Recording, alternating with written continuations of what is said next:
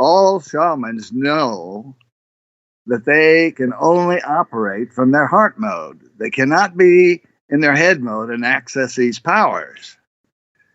And it's true that in the heart mode, some of those hearts are still rather black.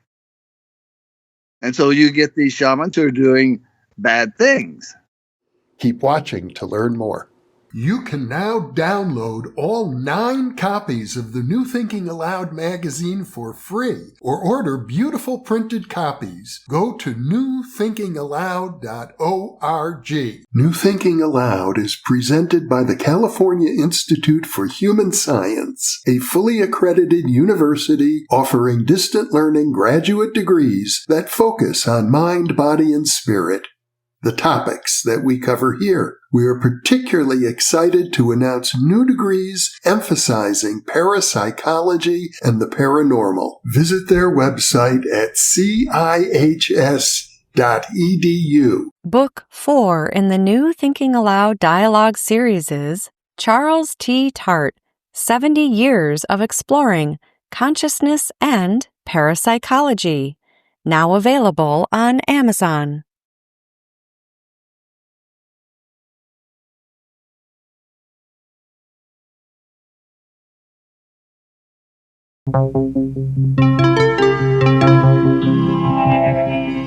Thinking Aloud.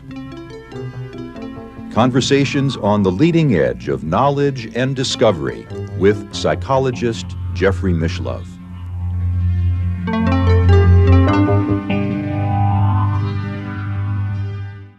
Hello and welcome. I'm Jeffrey Mishlove. Today we're going to look at North American Indian shamanism. My guest is William S. Lyon. He received his doctoral degree in anthropology in 1970 from the University of Kansas. And pretty much since then, he has spent the last many decades participating in and studying traditional American Indian shamans and their ceremonies and their teachings. He is the author of the Encyclopedia of Native American Healing and author of the Encyclopedia of Native American Shamanism. In addition, he has published Black Elk, Sacred Ways of the Lakota, and most recently, Spirit Talkers, North American Indian Medicine Powers. This is a follow-up interview. We conducted an earlier one about the medicine powers, and if you haven't seen that one, I highly recommend it. It's really a good introduction to this video, so I'm linking to it right now in the upper right-hand corner. There's a hot link. If you click there, it'll take you to that interview. And now, this interview, of course, is conducted via the internet since we're still in the pandemic lockdown phase. And now I'll switch over to the internet video. Welcome, Bill. It's a pleasure to be with you once again. Thank you much. It's also a pleasure for me as well. So we're going to probe a little more deeply into the nature of the North American Indian traditions that you've been exploring for so many decades. One fact struck me as quite interesting that you report in your book, which is a ritual that seemed to be quite common throughout North America, and it was called the shaking tent. Yes. Can you describe that? Originated in the kind of northeastern part of North America, up in Canada even, I believe. And basically, they put up a teepee, not a tent usually, it's more like a teepee, that the shaman goes into and conducts a ceremony. And when he goes into this teepee, of course, he calls his helping spirits in, and they come in through the top of the teepee. And when they do so, the teepee starts shaking all over. And the teepee usually continues to shake until they, leave. They go out the top of the teepee. And during that time, the participants will hear all sorts of noises and sounds and voices and different people talking and so forth coming from the teepee. So it's I kind of like class it as one of the more active North American ceremonies. And somehow it's spread from the northern Great Lakes region or the Canadian region westward, and it also moves southward. So I'm trying to remember the furthest extent it went. It seems like it went into Minnesota, maybe even south of there. But of course, in modern times, where there's more communication and travel, quite often people who learn or obtain a ceremony like that can be from South America. And they can go back to South America and set up a tent or a teepee, and then when the spirits come in, it'll violently shake. So, it used to just be from neighbor to neighbor talking, but now we have jets and whatever, and we get all around the planet. I know you compare the shamanistic traditions of Siberia with those in North America, and as best I can tell, there's not necessarily a lot of difference. I mean, the fundamentals remain the same, and that is certainly what Michael Harner did. His whole push for shamanism was to, get to the core. And he called it core shamanism. And yes, those cores that he had in his course and still has in his courses, those cores you'll find in any shamanic ceremony around the world. So yeah, at the very base, they're all pretty much the same, and they operate pretty much the same. I mean, the spirits are just as strict in one area as they are in another.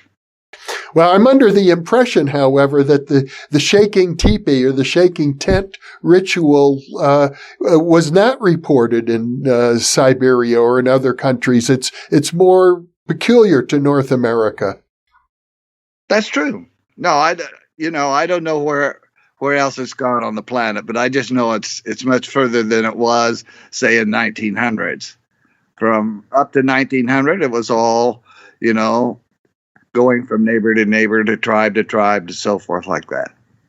You report one story of a very gifted woman who had shamanistic abilities, and as I recall, the tribe was starving and they needed her help, and they appealed to her mother, and the mother came and gave permission for the daughter who had these talents to participate in a ritual. And the daughter instructed them to make this teepee, and they had to do it with 12 different poles, as I recall, and each pole had to be made out of a different type of wood. And then they did that.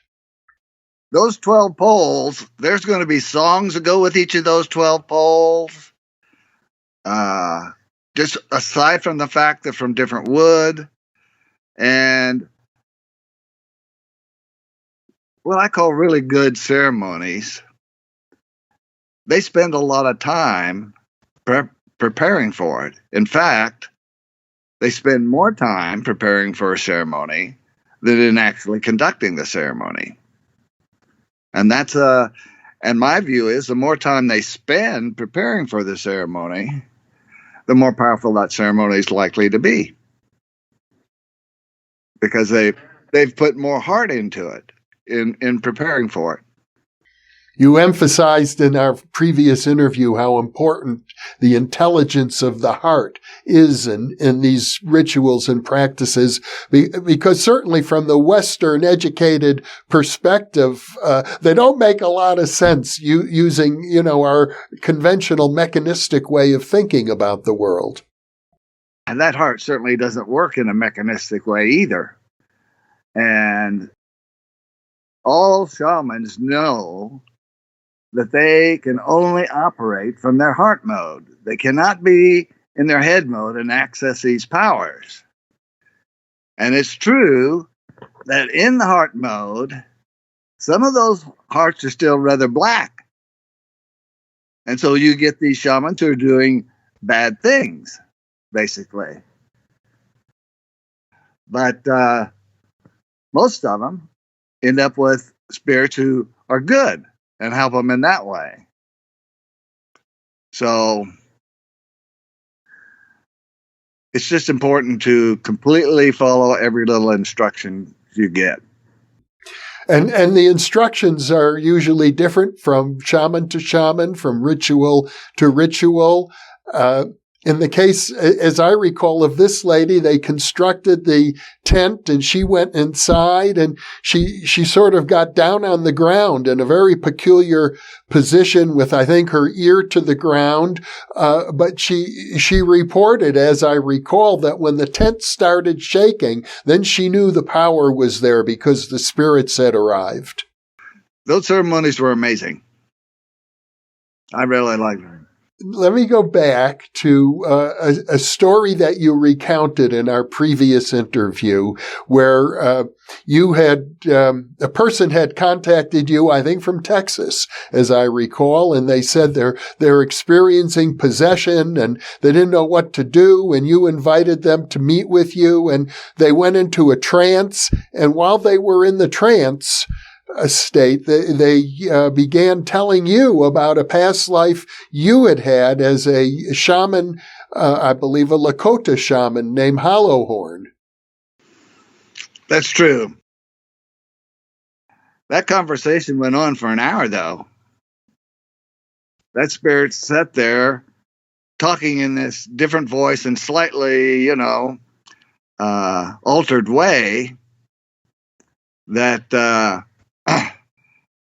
in the end, I had a hard time understanding really what he was telling me a lot of times. I mean, I had, this was a shocker to begin with, so to speak, when he came in. And I mentioned to you, I have a recording of that. So sometime if you want to hear that recording, we can set up and I can play that recording for you. I also have a transcript of what he said. If you would like to receive a transcript, I can mail that to you too. Well, I'm interested in how that event impacted you. I remember when we talked about it last time, you said, you're not a shaman in this lifetime, but maybe, I think that's the way you put it, maybe you've already been a shaman in a previous lifetime. So now, you're pursuing, the Western path of anthropology, and that's appropriate for now. But I get the impression that something, at least you were open to the possibility that you had a past life as a well-known Lakota shaman. Yes. I was told by this spirit that I was a Lakota shaman named Hollowhorn in my last life. He lived during the 1800s. In this life, my goal has been to go to shamans, learn from shamans, record shamanism or whatever I can do as an anthropologist. And when I set my mind to this by inviting Wallace Black Elk to come, teach a summer course with me, which began the whole thing, thereafter, I never had any problems going to ceremonies. I mean, when I would come up, when I would hear about a ceremony and go there to participate in it, even if they didn't know me, they would let me come in. The most of them knew my name. I'd give them my name and they'd let me in. So whatever purification is needed to do that and be in that state, I probably did a lot of it in the last lifetime. And came here with part of that state still intact so that they know what they're getting, so to speak. So it sounds like what you're saying is that when you heard and you were surprised to hear the idea that you had been Hollowhorn in a previous lifetime, at some level it rang true. I just had the feeling it's true, but I didn't go into some altered state in which I did that in that lifetime. I mean, some people can go, they know 10, 15 past lifetimes. But once again, I stay out of that arena as much as possible to remain here. One of the interesting things one of your interviewers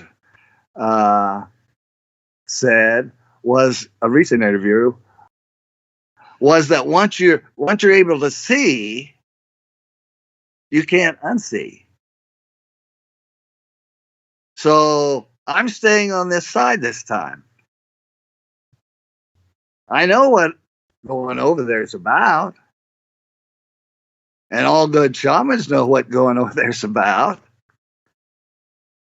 And my duty, it's like a duty I have, is to stay on this side. And I try that, the best of my abilities. The intellectual function, the scholarly function is a very important one. So I, in a certain way, I guess I'm doing something similar as a scholar of parapsychology and an interviewer of people working in this realm.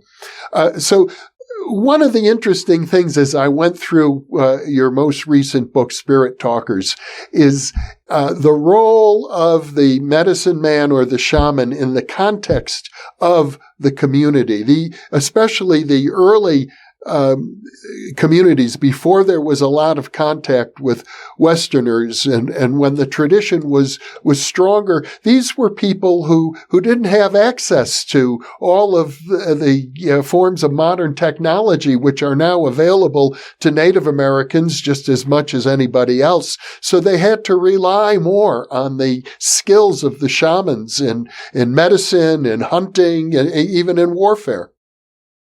Every individual in a tribe in those days sought a medicine power. And the shamans were the ones who had more medicine power and could do the more difficult healings, for example. Or they could find lost persons, whatever. So that's the stronger end of it. And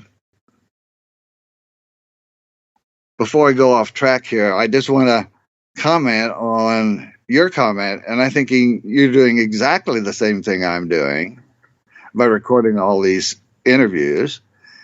And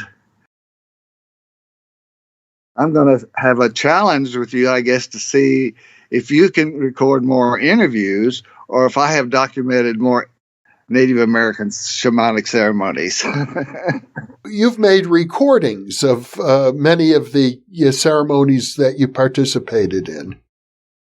I recorded usually only talks by Wallace. I really didn't go into the ceremonies and make recordings during the ceremonies. And that certainly, it would be allowed in a Uwippi ceremony if the medicine man said it was okay and they put sage on the recording. And so I've seen other people do it in ceremonies, but no, I was going there to be a participant. So my job was to go there and pray. So I wasn't taking any machines in to make recordings. I didn't have any other agenda than praying for the patient. And then when you get most out of it as well. When you use the term medicine man, and that seems to be a translation of a Native American term, the word shaman itself really originated in the Siberian culture. And I presume it's not a word that one would find in Native American communities. No, they don't. They don't know it. I mean, of course, most of them today know it, what it means, but they, medicine, is a power to them. To us, medicine is a pill. And so they're two different, concepts here. And if you think about it, in the, old days, they had these guys going around wagons. They were medicine men selling medicines. And they were pretty much quacks. But their understanding of medicine simply means it's a power. So they're power men is what they're called, really.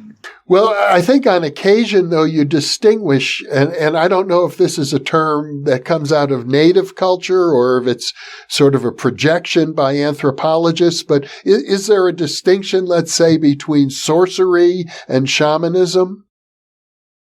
Shamanism is the whole bag of worms. Sorcery is one of the little small bags in the big bag of worms. And basically, I said, when they go into the heart, some of these shamans stay attached to their head in bad ways. So those are the guys that do sorcery. And they're way, way down there as far as population-wise. They're a sure minority because, the people didn't like them. And usually would run them out. So they kind of had to even be secretive to do their work. And I'm sure there's still some hanging around today. Well, I would imagine that some of the skills of a sorcerer could become quite useful, let's say, if you're hunting. That would be a different point of view. I mean, sorcerers wouldn't use it to go and find food. They're, by definition, use it to do bad things. So you would have, men who had the power of locating game or really being able to shoot straight or whatever to get game. But I don't think medicine men, they don't use their powers in a sense for their own, needs. And they just pretty much do the ceremonies that their spirits have taught them, or their grandfather taught them maybe to do the Inipi, and he knows all the Inipi songs. And you can be taught the ceremony by a lineage, and if you do it right, the spirits are going to come in. So that's just the way it is. You did talk about one account of a shaman who seemed to have the ability to cause a live animal, even a mountain lion, as I recall, to just drop dead in its tracks. Yes. Yep. And they did that. But again, it wasn't hunting for food. It was for evil purposes. They wanted that mountain lion skin for one of their rituals or ceremonies or whatever, that kind of thing. Or they were, being paid to do it. There were white traders that wanted to see it happen and saw it happen, and the guy got $50, whatever. But it's just, that kind of mealy mouse stuff that goes on down there at the bottom. Well, with regard, let's say, to hunting, which seemed to be an important activity for Native American people. They were hunters. I'm under the impression that the shaman participated in many hunting activities from beginning to end. There was the purification in the beginning, and also rituals after the hunt to sort of thank the animal spirit for having given up the body for the purpose of nurturing the tribe. Yeah, that's their love of nature. That's their seeing themselves being the, caretakers of this planet. And they certainly begin a hunt with prayers, offerings, so forth. And during the hunt, which may take 5 or 6 days of traveling, the shaman's there praying, maybe running a sweat lodge every night. Those kind of things. And so it's a journey of prayer is what it is to them. So the ceremony, that's the way it manifests then. It manifests in all these, things you see beforehand. And like you said, afterwards, there's these, ceremonies and songs and stuff they sing. And it's a ritual in a sense. and a really good one.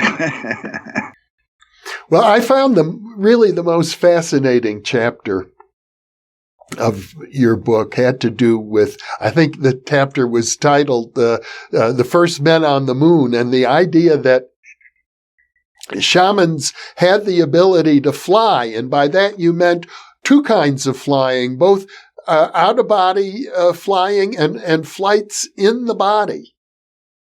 Yes. They could, I think you call that translocation, right? Is that? Bilocation, it would be one example. But I think you're referring to something that might be more akin to levitation. I don't know about that because the travel is so fast. It's instant, And so I think it's more of the state of consciousness that does that than anything that would be really known as levitation. I mean, yes, the shaman can levitate up or down or whatever, but for going long distances, they use this other mode, and it's quick. Much more akin than to parapsychological accounts of bilocation, which is, where the physical body is in one location, but people at a distant location can report interacting with that individual. But there are parapsychological accounts of levitation as well. Or tied up. They're tied up in the Whippy ceremony, for example, and laid face down on a bed of sage. But you do report many examples where they seem to be able, like one that I recall was in Alaska. A native Alaskan shaman was asked to locate the son of one of his friends had gone off on a journey to do some trading and hadn't shown up, hadn't returned. And so the shaman was asked to go find out what happened to that son. He's quite a way south on an island because they were actually going between islands, all these islands up there, and living on them and so forth. And he went down and they were in an igloo. His son was in there, and he rubbed over the ice window, and he could see him in there. So he went down and saw him, and then came back. So I don't know what that is because they didn't see him looking through the window, but he saw them, or saw that the missing person was there, and went back and said he's doing fine. And in other instances, if hunting is difficult, I recall stories you report where the shamans would go into a trance state and report, which way to go, where the game could be found. Yeah, it's like you go on the hunt and you do everything right, but it doesn't work. Well, you just don't go home with your head down between your legs. What you do is you do more ceremonies to try to make it work. And that's, again, that's why they bring a shaman along, because he can do the heavy-duty ceremonies that can make it work again. So, yeah, the shaman could go and tell them where the game are in a crisis situation where, they've been looking for 10 days and haven't found them. Now, the training of shamans seems to differ from time to time. And in some instances, you talk about the shamans get initiated by other shamans. And in other instances, it seems as if they get initiated by the spirits. I think every tribe had its own kind of means of doing that. I mean, I was quite surprised that there were so many variations of that, kind of initiation or process. But, it might not have been so much a ceremony that actually initiated as a ceremony of thank you for, bringing it or whatever. And they were quite unique. I think each tribe had their own little, way of doing that. I have the impression that the shamans of one tribe would also recognize the shamans of other tribes, that it wasn't exactly exclusive, that they seemed to have an understanding of each other.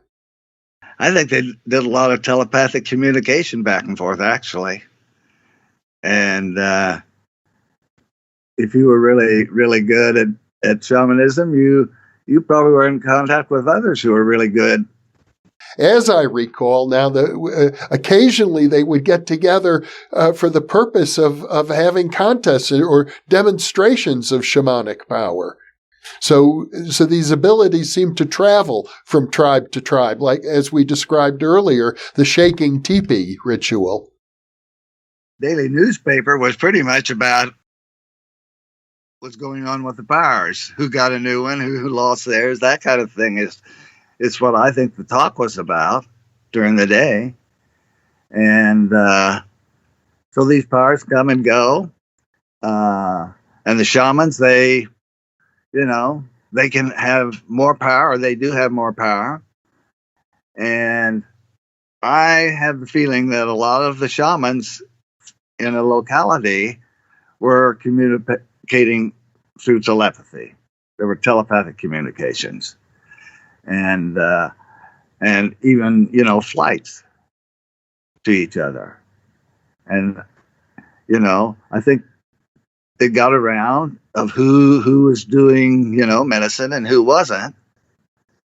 Each year it might change. But they kept abreast of that, and then they had, these power displays to kind of show who had the most oomph and that kind of thing. That wasn't common, though. That I think was more in the kind of the central north central plains area, if I remember right. But that's not a widespread thing. So because I gather, for the most part, the powers were reserved for times when people were really in need. Like if the tribe was starving, that's when the shaman would be called upon. Well, the shaman would definitely be called upon if they're starving. But no, I don't think they had to be called, in a sense, just to use their powers in an emergency. Like there was this one woman, I think she was a Pomo, who could go out at any time of year and bring back a basket full of fresh acorns. So she would go out in February or March and come back with a bag of fresh acorns. And she did it, she did it all the time. It wasn't just, because it was an emergency. But in that case, it was a winter time, and she just can go do that in the winter time and whatever. But in the summer, that was her daily duty, is to use that power and go out and gather the acorns and bring them back. I know you did mention to begin with that in those native cultures, everybody had some degree of medicine power. If they didn't have it, they sure wanted it, and most of them were doing something about it. So there was a lot of vision questing going on in those days. I mean, in the summer, there probably was one week that 4 or 5 people were out on vision quests, 4-day vision quests. I know you told me that you had also participated in a vision quest in which you were buried in some kind of a pit, and then a tarp or a skin or something was put on top, and you spent, I think you told me, a few days in that condition. Most people would go do that to get a power.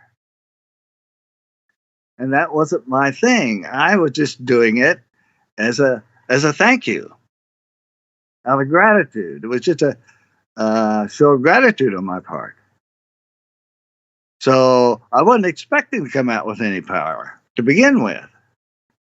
And what I did come out with was a real lot of light in my body. There's an interesting story in your book of a shaman who is put into a pit like that, and he's in the pit, and suddenly he notices like a little man in the pit, and the description seems like a gnome or an elf or something like that, who says, well, why are you here? To the shaman. The shaman says, well, the people put me down here because they are in need. And the little man does some, I don't know, performs some sort of ritual. And the next thing you know, the shaman is some distance away from the pit in the ceremonial hall with the other people. That's, again, go in one place and come out another place. And that's a often performed feat of shaman, so to speak. I mean, there's also accounts in the book about putting him in a kind of a nippy shape and setting it on fire. And he comes down, walking down the road towards where you are in a few minutes. So yes, they know how to get around that way. Yeah, so that's not bilocation or levitation either. It might be something more akin to teleportation. Whatever it's called, it's pretty crazy that they can do that. That's all. Well, I thought probably the most remarkable finding that you report on in your book is the idea that the more that Native Americans interacted with Westerners, the more their powers seemed to diminish. Yeah, because the interaction with the Western medicine was to drive those all out of them. It was devil worship, because they were, Christian and Catholic and so forth that were out there on the frontier like that. They were the first ones to go in.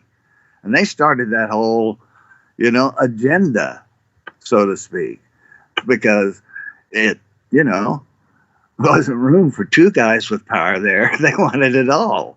That's just the way they always operate wherever they go. So, on one level, they'd done it everywhere else they had gone. So we should have, known what was going to happen. But the Indians didn't know what was going on in the rest of the world. And so, most of them were quite big-hearted and took them in till the word got around. But these, were not really nice dudes. Well, it does suggest that the power, the medicine power, is to some degree it's generated in the whole community. That when the whole community subscribes to it, it's stronger. And as the belief of the community wanes, the power itself wanes. Yep. We know that even from ceremony. But you don't want somebody to come in ceremony full of doubt. Because their conscious doubt weakens the possibility of the ceremony being successful. So if you're a really good medicine man or woman, you'll spot those individuals in your ceremony and get them out. And yes, in a tribe where everybody was 100% behind, you better believe they had really powerful ceremonies that worked powerful things, that did powerful altering of this movie we're in. It's interesting to me because in parapsychology, one of the most consistent effects that comes up in laboratory research, it's called the sheep-goat effect. Sheep are people who believe they can do successful ESP, and goats are people who don't believe they can do it. And the results seem to be exactly that. If you believe you can, you can. If you believe you can't, you can't. And in fact, it's even so strong that people who believe they can't often score highly successful Psi missing, or even more interestingly, their scores are closer and closer to chance, closer to the mean average than you would expect by chance alone. Interesting. No, I didn't know that went on with those surveys like that. That's the behavior displayed characters of the doubters. I didn't know that. That's interesting. All right. So it would seem to me as a parapsychologist that the kind of findings that you're reporting are, on the one hand, consistent with what we see in the laboratory, but also consistent with some of the strongest effects that get reported elsewhere. In the literature, for example, of the lives of the Catholic saints, where very unusual powers are reported as well. Parapsychologists, because of their scientific allegiance, often have a tendency to dismiss those reports. I think there are too many of them. We have to pay more attention to the more bizarre, the more unusual reports. My book makes it really clear that there are a lot more accounts of this going on, or were a lot more accounts of this going on in North America than we ever thought. And, I just scratched the surface of what was recorded. What was recorded was 1/100th probably of what was really going on every day out there. So I don't think people really, grasp how powerful this North America was in terms of medicine powers. Well, suppose people did start to grasp it. If a large community of people were to accept the sorts of examples that you offer over and over and over again in your book, how do you think that would change our culture today? I think the more you get in tune with it all, and the more you're able to go with it, the more synchronicity happens in your life. So that at one point, when you're in there really deep, you're well taken care of by the way this universe materializes around you. I mean, when they talk about lives of saints, they talk about all the miracles of the saints. I like to see a book on all the synchronicities they experience every day. Bill Lyon, it's been once again a great pleasure to talk to you. I really appreciate the lifetime that you have spent documenting these important lost abilities that I think are the birthright of all human beings. So thank you so much for being with me. Well, thank you, especially again for another invitation to join you. And, we're on the same path here. As far as, trying to make people understand the reality that we live in. And I want to thank you for your many, many interviews, because they are so vitally important also to what needs to be done to make changes happen here. Thank you. And for those of you watching, thank you for being with us.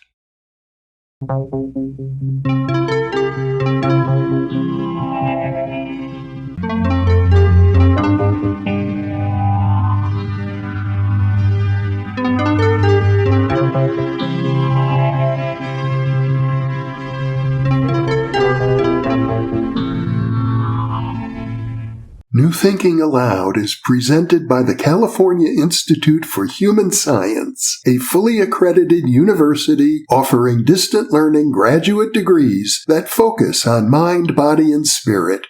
The topics that we cover here. We are particularly excited to announce new degrees emphasizing parapsychology and the paranormal. Visit their website at CIHS.edu. You can now download all 9 copies of the New Thinking Aloud magazine for free, or order beautiful printed copies. Go to newthinkingaloud.org. Book 4 in the New Thinking Aloud dialogue series is Charles T. Tart, 70 Years of Exploring Consciousness and Parapsychology, now available on Amazon.